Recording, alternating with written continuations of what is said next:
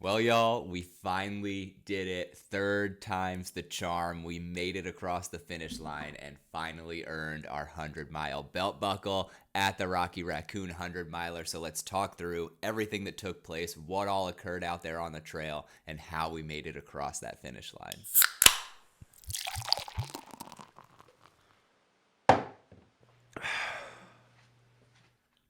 Cheers, y'all. How's it going? I am so excited to finally be sitting here ready to give our post-race recap of a successful 100-miler attempt at the Rocky Raccoon 100-miler. Let's get that belt buckle up here again.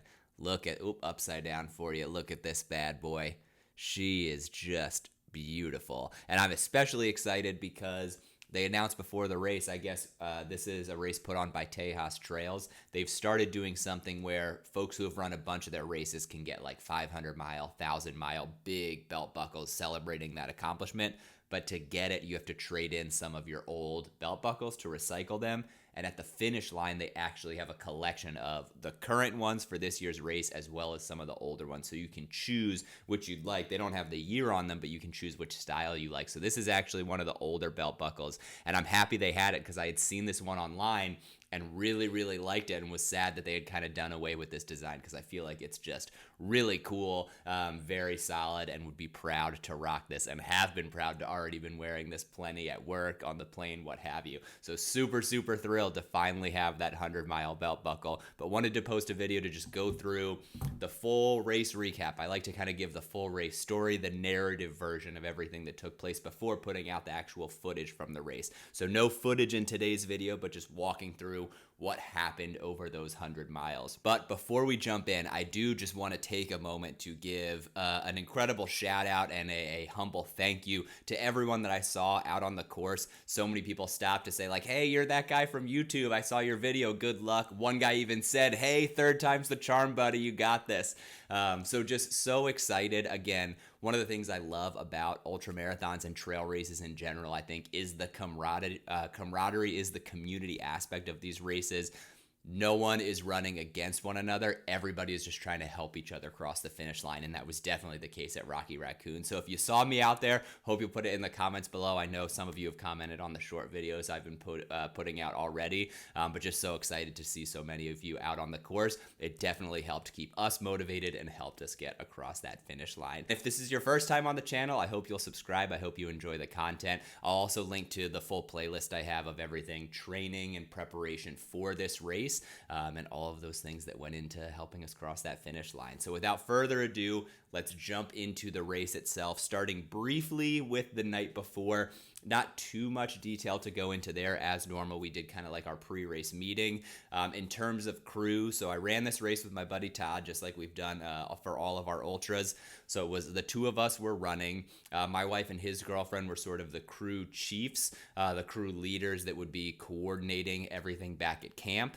And then his sister came down to help pace us on one of the loops. And then my mom's sister and my sister's husband also came down to cheer on and help crew as well. So pretty solid crew, solid group of folks. But we had our pre-race meeting the night before, just like normal. But the one thing I was saying to my wife after the meeting was you could just tell this year, I mean, through everything, but especially in that pre-race meeting, that the vibe of the race was much different. The feeling around the race was much different, much more serious. We like to have a lot of fun at these races, and we certainly did at Rocky Raccoon as well. But going over the details for the race, it was a lot of like, this is the last time we're doing this. We're never going to get a better opportunity than this course, this weather, this year. So let's go out there and get it done. And so just really, really focusing on what needed to happen in order for that to occur. But we still had the jokes and everything, but it was just kind of funny, like the silence that fell over the group when it was like, all right, it's time to wrap up, time to go to sleep, and we'll see you in the morning when it's time to kick off this race. So that was the night before. The morning of the race kicked off at 6 a.m. So I think we woke up around 3:45, 4 in the morning. Actually got a pretty solid night's sleep. Definitely not anywhere close to 8 hours, but in terms of quality of sleep, I slept soundly through the night, which I was very happy about. Woke up nice and early, so woke up at 4 to start doing the preparations for the race. I like to tape my feet, which takes some time, and just starting to like get in the mental headspace, the mindset to get ready for the race. We were staying about 30 minutes away, so we left the Airbnb around 5. Wanted to make sure that we got there with plenty of time to find parking, do any little last minute settling of details before walking over to the starting line.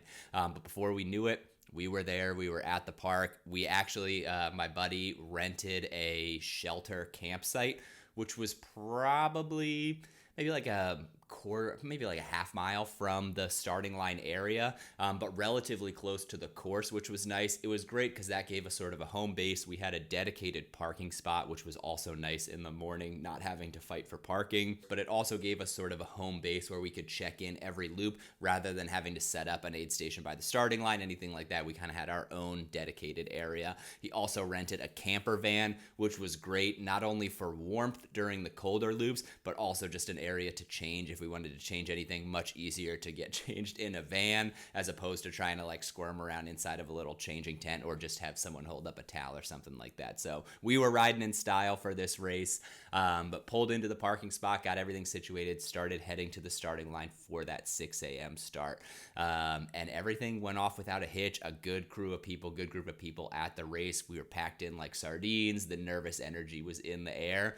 But again, before we knew it, that timer, that countdown was going off and it was time to get started. So as is to be expected at any race, I think particularly ultras, because you go from kind of this wide starting line to a lot of single track trail. There's tends to be a bottleneck at the beginning. So a lot of walking and kind of people jogging in place because you want to jog but don't really have the space to do so. And so we're just kind of moving, talking with the folks around us, again, settling in for what would turn out to be close to a 30-hour effort, and just moving forward, taking in what we could. Couldn't see a lot of the scenery because it's still dark at this point, still pre-sunrise. I think sunrise was around like 7:15 in the morning. So plenty of time to just enjoy finding that pace, finding what's going to be comfortable for that loop. We actually moved pretty quick through this first loop. We averaged around a 12:40 mile, and that includes some of the stopping time at aid stations and things like that. But the course overall was incredibly runnable. So to give just an overview of the course itself, it is 5 20-mile loops, and there are 3 aid stations out on the course. So you have an aid station at right around the 4-mile mark, and then I would say probably close to like 5.5 miles past that, you hit your second aid station. Then maybe like another 5 miles past that, you hit the third aid station, and then it's close to 6 miles before you wind back to the start. And that fourth aid station is just back at the starting line, or for our case, back at our campsite was really where we did our kind of like starting line prep at the end of every loop. But that being said, that was the course breakdown. In terms of terrain, I think folks hit it perfectly when they said it's not flat necessarily. There's less than 7,000 feet of elevation over the whole course, which is pretty light, pretty low for 100 miles. I think it's 6,750 was what my watch gave me in terms of total elevation gain. But there's not a ton of flat ground. It is a lot of just kind of like rolling ups and rolling downs. There's a few nasty hills that definitely seem to get nastier in the later miles, but nothing too bad. Nothing compared to Mohican for sure. A much more runnable course, much more approachable course, certainly.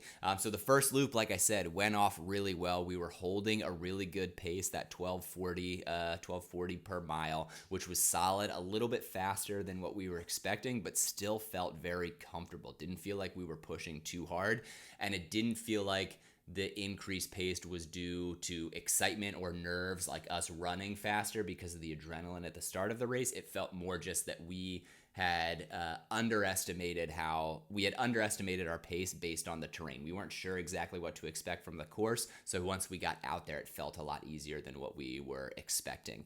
So we're able to move through that very quickly. I think something that also went really well on this first loop was that we blew through aid stations very, very quickly.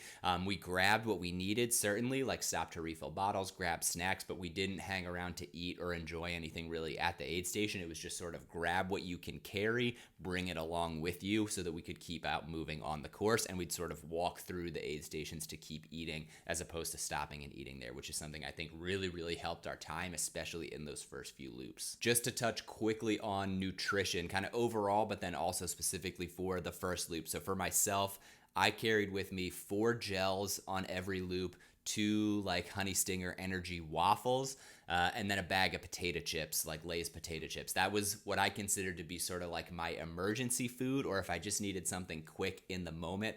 My overall goal in terms of nutrition for this race was to take in around 100 calories every 30 minutes. I would sort of space that out. Like if I ate a ton at an aid station or grabbed a lot of food that I ate at an aid station, I wouldn't necessarily continue eating again at that 30 minutes. I'd give myself a little bit more time to digest. But throughout the course of the total 100 miles, the overall goal was hitting those 100 calories every 30 minutes to keep me on that caloric goal, to make sure that I was maintaining nutrition throughout the race. So those were kind of what I had just in case I needed something quick at a 30-minute mark. But I brought empty Ziploc bags with me that I would fill with snacks at the aid stations, and that's what I tried to rely on. So again, if I didn't have something from the aid station, I had the food in my pack that I could rely on, but was trying to sustain myself on what was available at the aid station as often as possible. For the first loop, that meant a lot of peanut butter and jellies were very popular for me, those aid station sandwiches.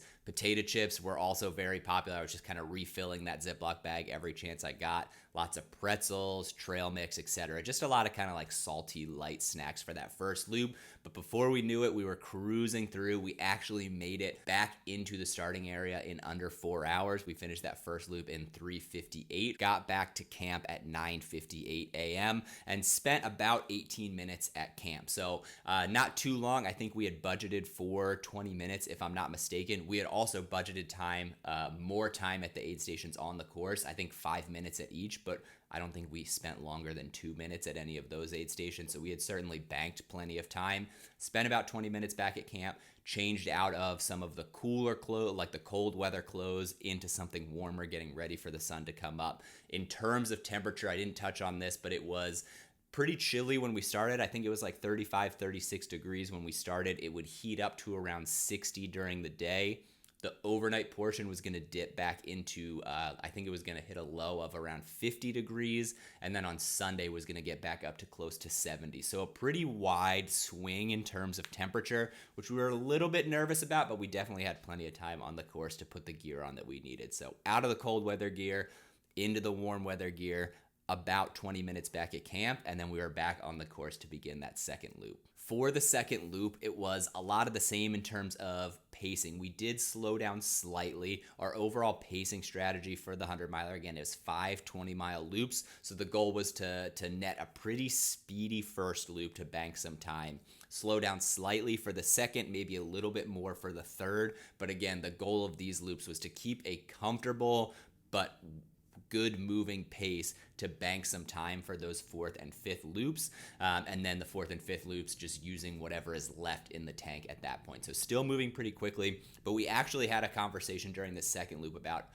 being aware that we are moving much more quickly than our plan was. I think we were thinking maybe closer to like a 15 and a half, 16-minute mile. Again, we're averaging a 14-minute mile at this point, but it didn't feel like we were deteriorating at all. Our first Mohican, we went out way too fast and we blew up at the halfway mark, but we were aware of it. We made jokes during the first loop that like we did that way too fast and we are going to pay for it.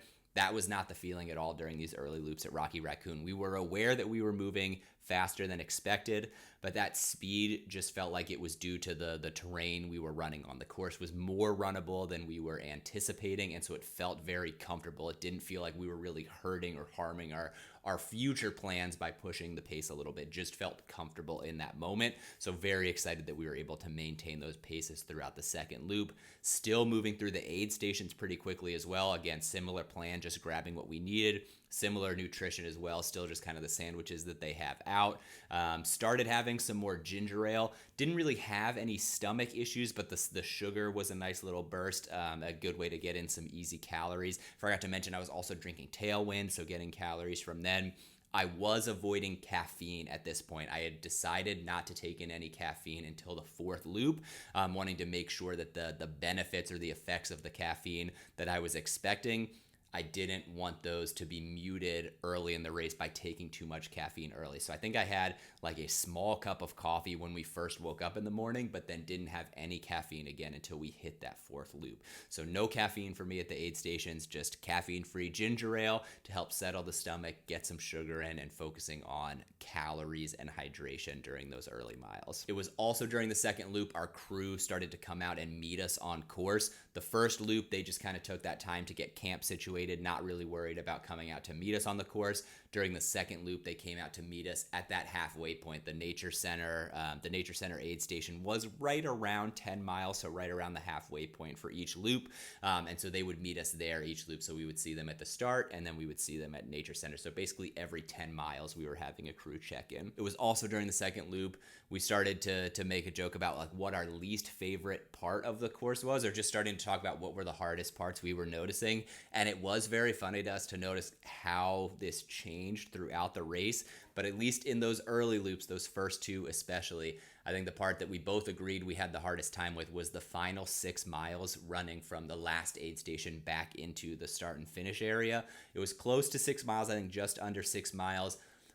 During the day, you're running a lot out in the sun, so it was very warm, which I think had something to do with it. But it was just the longest break between aid stations. You were so close to the start finish area, but still so far, so it just felt like it was dragging on. So we both agreed that at that time, that had been our least favorite part of the course so far. But as I said, that was going to change significantly. But we were back into camp at 2:56 p.m., so not bad. Again, 14-minute mile for that second loop.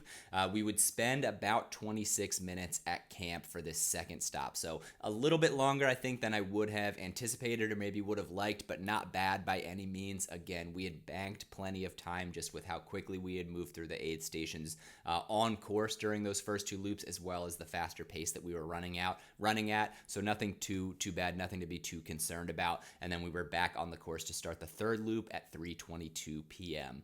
The third loop was what I kind of thought might be the hardest of the loops. We did have the halfway point to look forward to, so we'd be hitting the 50-mile mark, which would be nice. I always like crossing that mark because once you hit 50 miles, you're sort of counting down from there, which I think helps with the motivation. But other than that, there's not too much happening. You're right in the middle of the race. I figured it would take a little bit longer. We were obviously going to slow down a bit. We would also hit sunset, and that was what I was most worried about going into the race as a whole. Was the night between Saturday night going into Sunday morning. We had never made it to the overnight portion of a 100-miler. The latest we made it, I think, was like 11:30, close to midnight at Mohican this past summer, but we'd never done the overnight run. We'd also only run ultras in the summer when you have far less nighttime, and so was nervous about sunset. I want to say like 6:30. And sunrise wasn't until 7 in the morning. So almost 13 hours of darkness. So a very, very long evening portion that I was just not looking forward to. But tried not to focus on that, tried to just keep pushing forward, which is what we did. And we actually still maintained a pretty solid pace through loop 3. We were at about a 15-minute mile or 4 miles per hour, which was a nice, easy way to break it up, knowing that like just an easy way to count how much longer do we have left in the loop. It was a very conveniently spaced mileage, but still moving really well. And that included time at aid stations. So running wise, we were still quicker, still under a 15-minute mile. But with stopping in aid stations, we're taking a little bit longer. And so just needed to take that into account, but still by all means moving very, very well through the third loop. It was also during this loop that I would say we started to become more aware of the aches and pains that were starting to arise. But we did have, I think, a really helpful conversation in terms of motivation, just talking about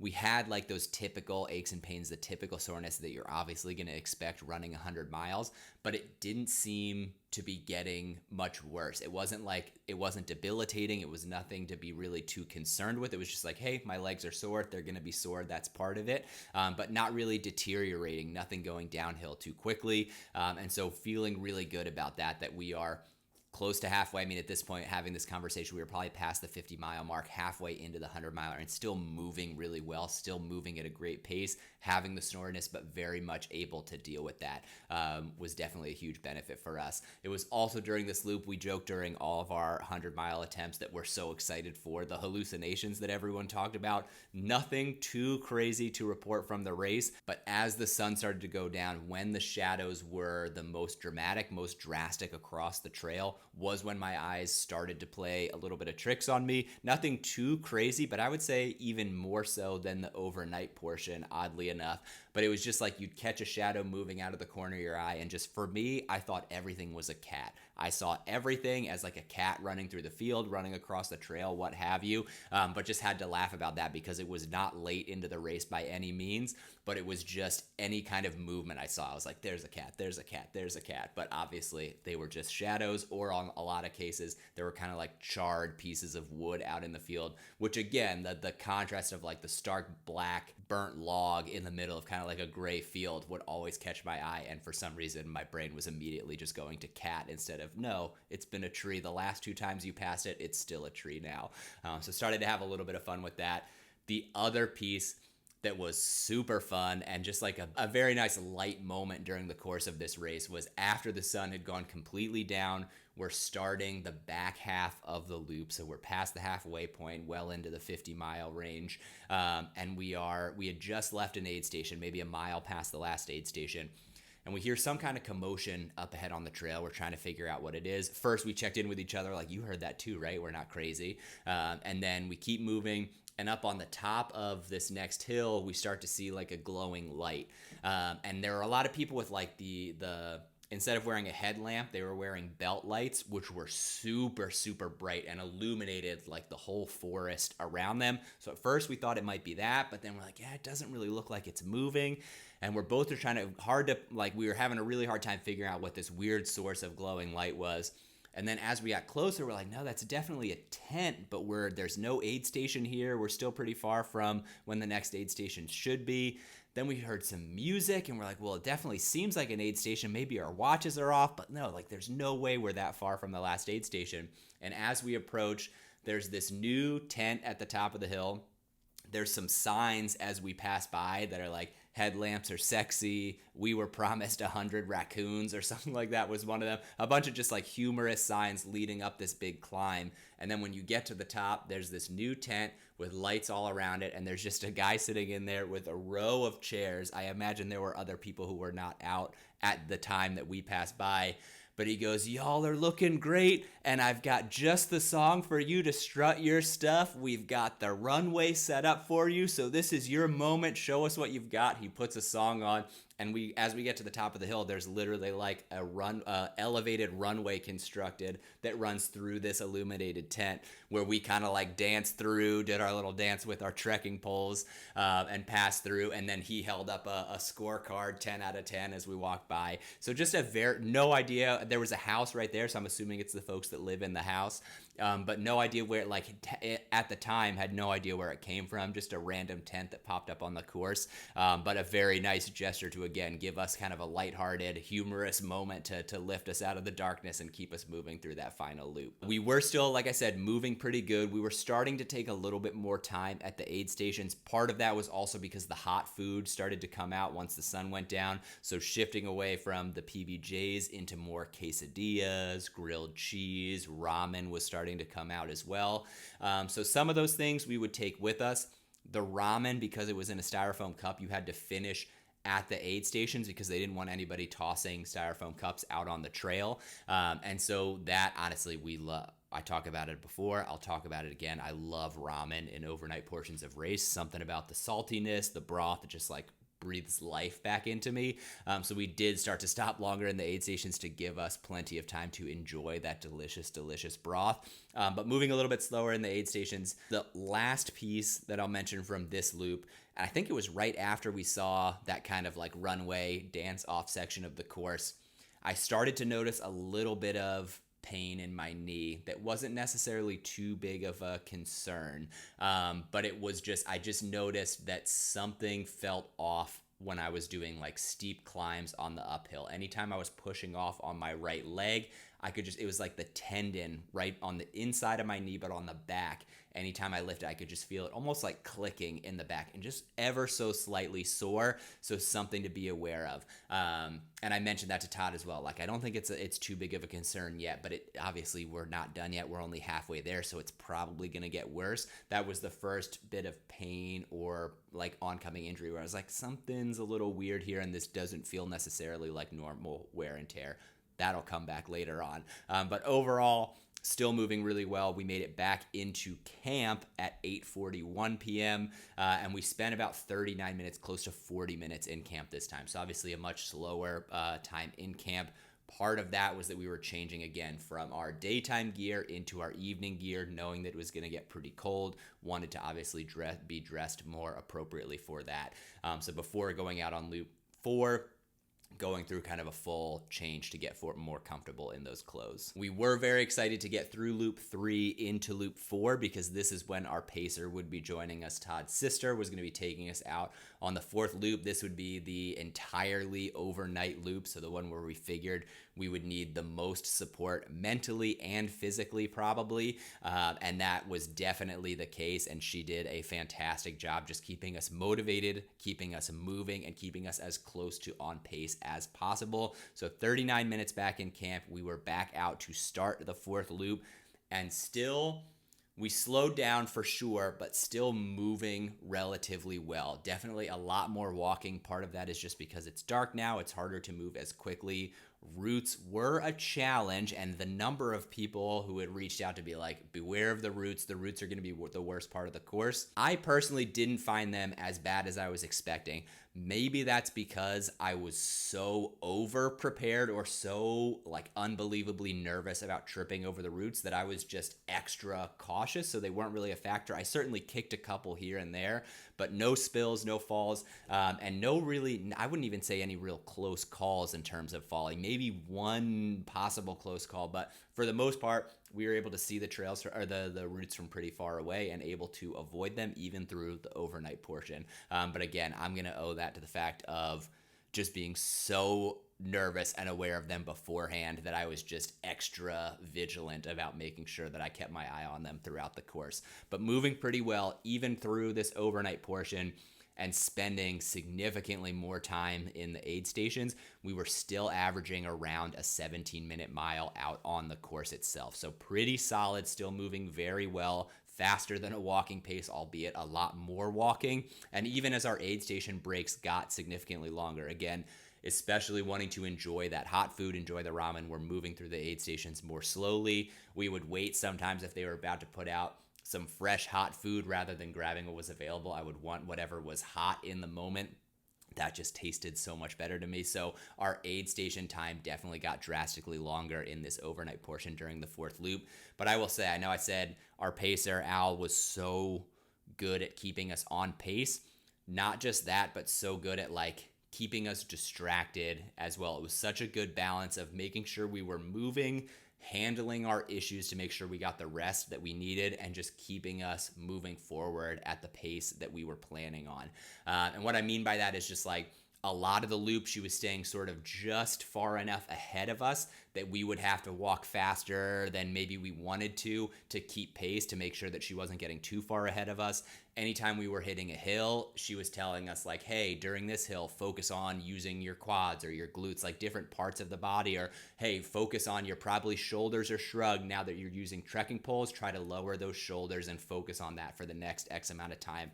And even though it was only for like a minute, 2 minutes, 3 minutes at a time, it was getting us to focus on different areas of the body, different muscles, etc. And what we were focusing on is like checking in with that part of the leg or that part of the back, as opposed to thinking about like, damn, my legs are sore. Damn, we've been walking for a really long time. Holy crap, we're 70 miles into this race. It just kept the negative thoughts out because we were just focused on the action at hand, what we were doing in the moment, which was so unbelievably helpful. And same thing during certain sections, it was like, hey, this is a real gradual downhill. I think it would be perfect to get some running in. But as you're running, make sure that you're landing this way. Make sure that you're not overextending. And so again, we're instead of focusing on, oh man, it's really starting to hurt to run, we are focused on like, okay, is my back arched? Am I doing this? And just taking our mind off of, again, like the pain of the moment, while still being able to push us to keep moving at the pace we wanted to. So really, really, I would consider it, even though we slowed down, a very, very strong fourth loop for us. Again, around a 17-minute mile. I mentioned we did pick up trekking poles, which helped us move more fluidly and helped take some of the pain off of our legs. It was a huge help for me. The knee started to act up even more. This loop, it was just getting worse every mile, but being able to take some of the pressure off my leg on the uphills especially and rely more on my upper body to help push myself up those inclines was certainly a huge help. We did joke, so I mentioned before, we talked about like our least favorite parts of the course and how that changed during the fourth loop. It changed drastically, or changed completely from that final leg of the loop to, there was one spot in particular where you leave the first aid station, you've got about 5 miles, a little over 5 miles to the second aid station, and most of that leg of the course is just one long out and back. And the majority of the out portion is all just kind of uphill. And not only is it like an out and back, so there's not a lot of scenery change, but it is a straightaway, like straight up a hill. So especially at night, you can just see a line of headlamps as far as the eye can see. And you are just so aware of how far you have to go before you can turn around and head back. And that portion was so easy during the day. Didn't notice it at all. It flew by. But for whatever reason on this fourth loop, was so painful, felt like it took forever. That would hold true for the fifth loop as well, and easily became our least favorite part of the course. So we had fun commiserating in that together, just about how that hill seemed to go on forever. And even once we turned around and had the downhill, it wasn't even fun. Like, it wasn't like, hey, like, yeah, we did all that uphill, but now we get to enjoy the down, because we're so sore at this point. We can't even really take that much advantage of the downhill. And again, you can just see how far it goes. And so it just felt like it dragged on forever. Brutal blow to the motivation, but we kept moving. Actually, then as we made it on that last loop that was our previous least favorite section, it was beautiful during the overnight portion, because you're across, at one part of that section, you're across the lake from the finish line. The whole finish line area is all lit up. You've got all the campsites lit up. Music is blasting out across the lake. And so it was just like, and you get the stars and everything. It was a picturesque moment. And so that actually became one of our favorite parts of the course, which was previously our least favorite.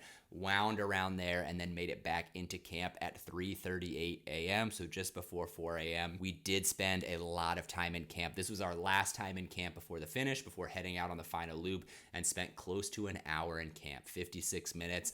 There is a reason for that. We had planned to spend more time in camp because we were going to do some last minute changing. Also, obviously, being towards the end of the race, we're just in rougher shape, so we need a few more things to like massage out the legs, stretch a little bit, get more food in our system, etc.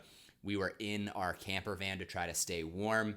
We're getting close to being ready to go back out on the course. And Todd was kind of just like shoving some food down. I think just took too much in at one time. So all of a sudden he says, you know what, I'm feeling kind of nauseous. If you'll remember, the nausea is what knocked us out of Mohican this summer. So like we're all sitting there trying to see what's happening. And then all of a sudden Todd jumps out of the van and throws up and closes the door behind him. Lauren's in the passenger seat, and I immediately look at her like, and she's like, what's going through your head? How are you feeling? And I'm like, this is the one, like just pure panic and dread. I was like, this is the one thing that can't happen. Like we can deal with pain, we can deal with soreness, we can figure it out. But like if he's sick and can't get food down, we've got 20 miles left. Like that's going to be an incredibly difficult battle. And I was like, maybe we can sit in camp to like until it subsides. But I was like, but my motivation is draining, and I'm worried if I sit here for that long, like I'm not going to be able to get back out. And so just all of this is going through. We're trying to talk through it. Todd's sister and girlfriend come back in and like, hey, we're going to have him sit for 10 minutes just to see, like make sure everything's fine. Close the door again. Talking with my mom and Lauren about like what the plan is. And as we're trying to talk through it, my sister and her husband come to check in as well. And I was just saying, like, I just don't know. My motivation's suffering right now. Like, I want to get back out. I want to keep moving. But if we go back out, and if Todd's good to go back out, like, I don't have enough energy. If he is, again, I don't know what conditions he is. I just saw that he threw up at this point, so I'm very nervous. And I was like, I don't have the energy to worry about like taking care of myself and making sure that he's okay, especially if he's sick. Like I won't be able to make sure that he's getting in enough calories, getting in enough fluids, etc. And I was just like, this panic loop had started where I'm just like, what are we gonna do? What are we gonna do? And immediately my sister and her husband are like, we'll go out with you. And I was like, what do you mean? And they're like, well, we can split this loop up. And I was like, I mean, if you think you can make it, the next 10 miles are going to be key. By the time we get through the next 10 miles, the sun's going to be up. I think that'll keep us going. And obviously we'll be feeling, I would hope, a lot better at that point. But it was those next 10 miles in the dark that I was especially nervous about. And without missing a beat, they were like grabbing gear, putting together pieces of Todd's extra gear, my extra gear to get ready. And then my brother-in-law, Jeremy, decided to come out with us for those first 10 miles just to keep us going, which was a huge help. I mean, I cannot overstate how much of a game changer that was just for us mentally. And also as he's getting prepared, come back to check in with Todd and find out that like he's fine. He's totally fine. It was just a like taking too much food in at once, and the body was like, nope, can't take this in. You need to slow down. But as soon as he threw up and got it out, he was fine to start eating again. So that was good to hear. I also had a similar moment where I was trying to scarf down a peanut butter and jelly and took one bite too many and didn't quite get sick, but was on the verge. So totally understand that. So had a brief panic moment, certainly freaked out for a minute, but then was quickly able to turn it around when we realized, okay, it's not as bad as it could have been, and also knowing now that we're going to have another pacer for this final loop to keep us going. So we were in camp for about an hour for 56 minutes, and then we were back out on the trail at 4:34, ready to keep moving for what we called the farewell loop, where we got to wave goodbye to every route, every foot of trail, everything that we passed. We got to say goodbye, we are done with you, and we started out on that fifth and final loop. We were moving significantly slower at this point. Our legs were beat up. We had just spent a lot of time in camp, so I think the stiffness and soreness really, really set in while we were waiting. And it was very funny because Jeremy had mentioned when he started, he was like, just let me know like if I'm moving too fast, if I'm moving too slow, if you want me to move faster to keep you pushing. And Todd and I were both just like, we're just walking at this point. Like, we're going to try to stay as close to a 20-minute mile as we can. We've got plenty of time. Like, we just have to walk this in and we'll finish, especially in the dark. Like, we're not trying to push ourselves too much. Like, just try to keep getting calories in, get through these next 10 miles until sunrise, and then we'll see how we're feeling once the sun comes back up for that final push.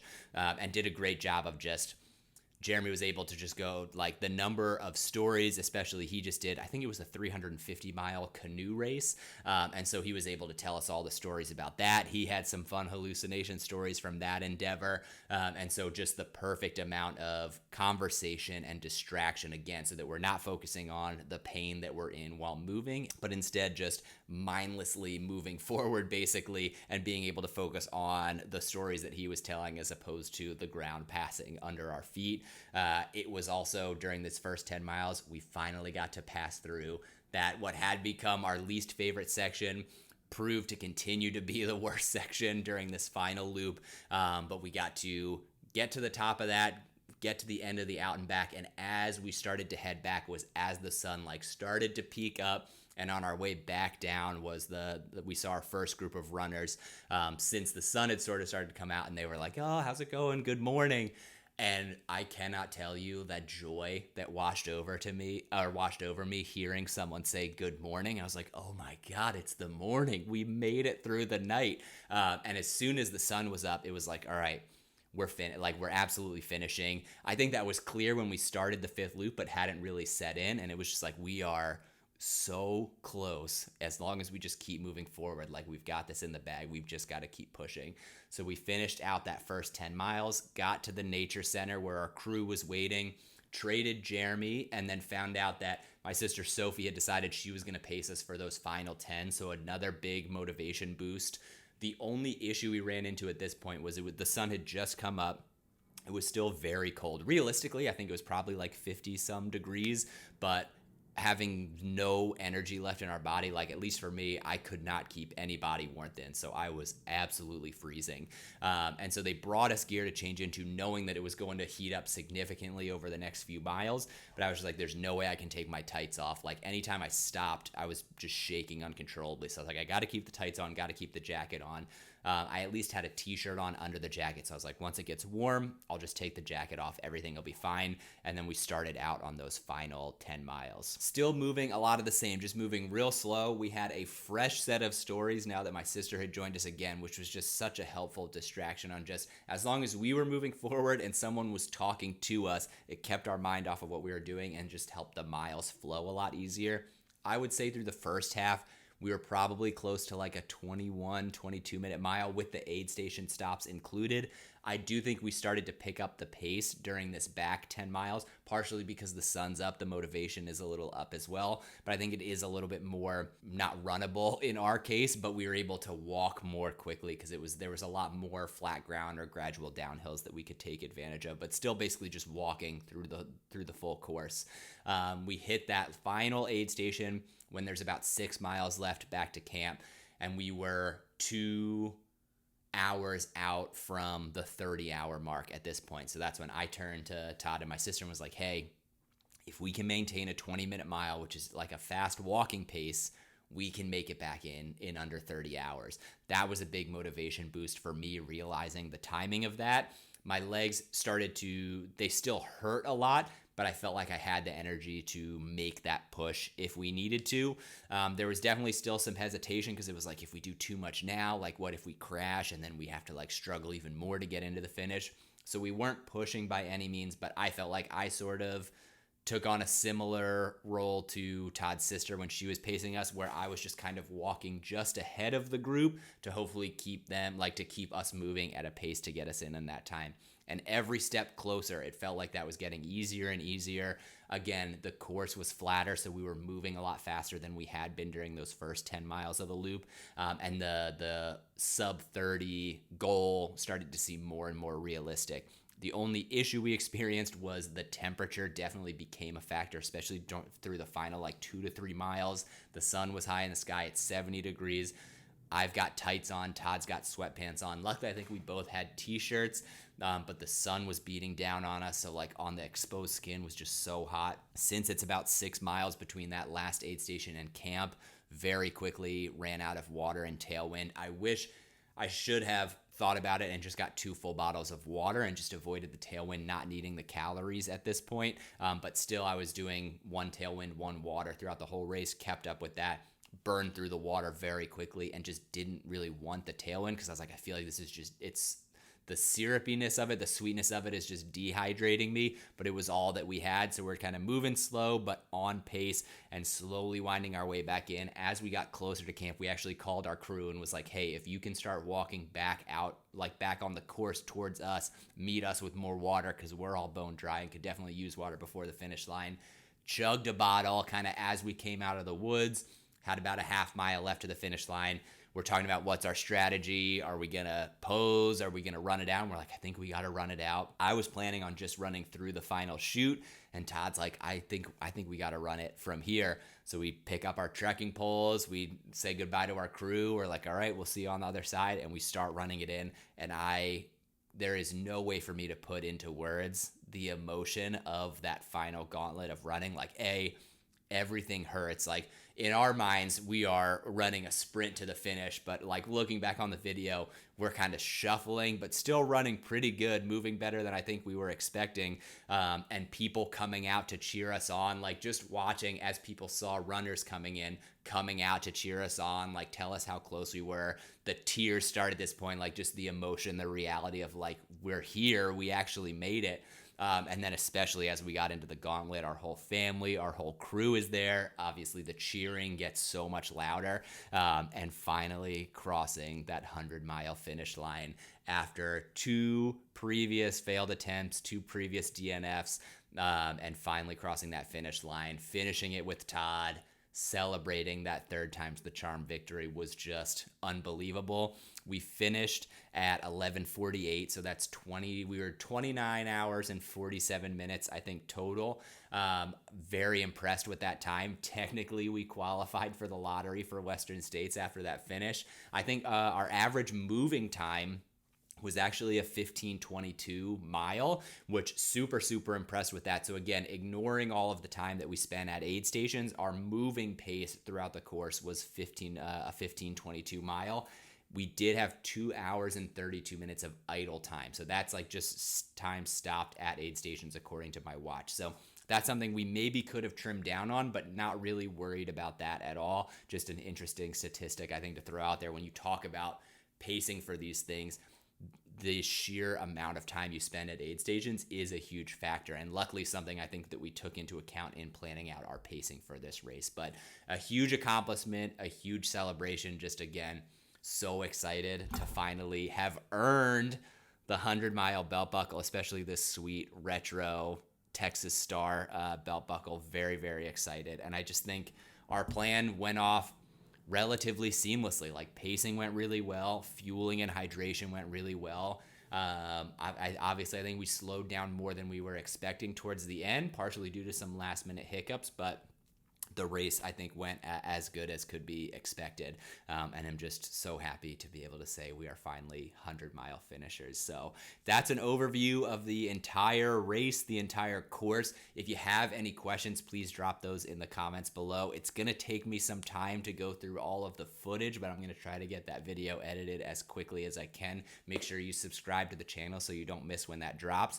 And I am going to try to do it as like do a live Q&A before the video and then kind of premiere the video immediately afterwards. But I've just been enjoying going through the footage. We have a lot more footage from this race than we have from any previous races. So really excited to just kind of put that full story together. But I hope you enjoy the descriptive version of our Rocky Raccoon experience and our 100-mile finish that we were finally able to accomplish. So thank you for all of you who have joined us on this journey since the beginning. And for those of you who have just joined, so happy to have you here. It was a group effort. I've said it time and time again, such a group effort to get us across the finish line. We could not have done it without all of the support that we had along the way, and you're a huge part of that support. So from the bottom of my heart, thank you for helping to motivate us, to continue to cheer us on through these continued efforts, and just happy to say that we finally got it done and to bring home that belt buckle. Cheers, y'all.